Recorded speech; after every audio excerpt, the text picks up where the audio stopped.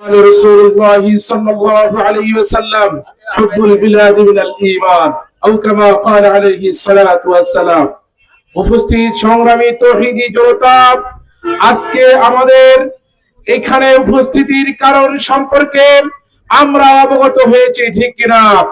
আমাদের গাইবান্ধার অন্তর্গত পলাশবাড়ি থানার 2 নং হোসেনপুর ইউনিয়নের একটি লোক, একটি প্রতারক, একজন মুরতাদ, একজন শয়তান মন মানসিকতার একটি লোক হরিদাস, ঠিক কিনা?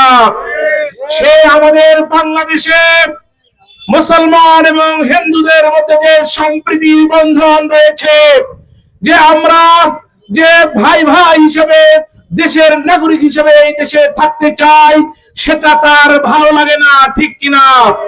দ্বন্দ্ব লাগানোর জন্য রাম মূর্তি যেটা থাকার কথা মন্দিরে, সেটা মন্দিরে না রেখে সেটা খোলা আসমানের নিচে মানুষের চলাচলের রাস্তার পাশে স্থাপন করতে চায়, ঠিক কিনা?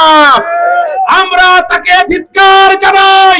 পাশাপাশি বাংলাদেশের সুনাগরিক হিন্দু ভাই বোনদেরকে আমরা বলতে চাই, আপনারা এই প্রতারক হরিদাসকে প্রত্যাখ্যান করুন, ঠিক কিনা? এ আপনাদের ভালো চায় না, সে আপনাদের ভালো চায় না।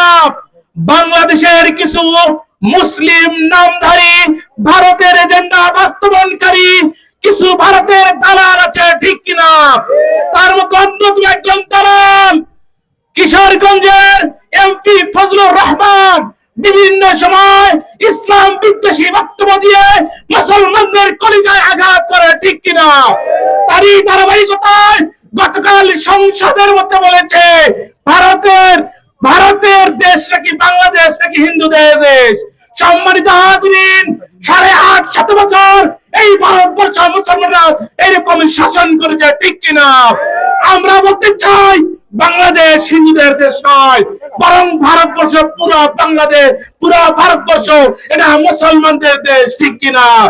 সম্মানিত হাজরিন, বেশি বাড়াবাড়ি করলে আমরা 7 সিস্টার খন্ড করে ছাড়বো, কি বলেন, ঠিক কিনা? আর একজন নাস্তিক আছে বাংলাদেশে, মহিলা নাস্তিক, নাম শান্তা ফারজানা। এই ফারজানার ব্যাপারে প্রশাসনকে যথাযথ ব্যবস্থা নেওয়ার জন্য আমরা কঠিন ভাবে অনুরোধ করছি, ঠিক কিনা? আল্লাহ তাআলা আমাদের সকলকে এই সব বিষয়ে সচ্চার থাকার তৌফিক দান করুন, আমিন। আখির দাওয়ানা আলহামদুলিল্লাহি রাব্বিল আলামিন।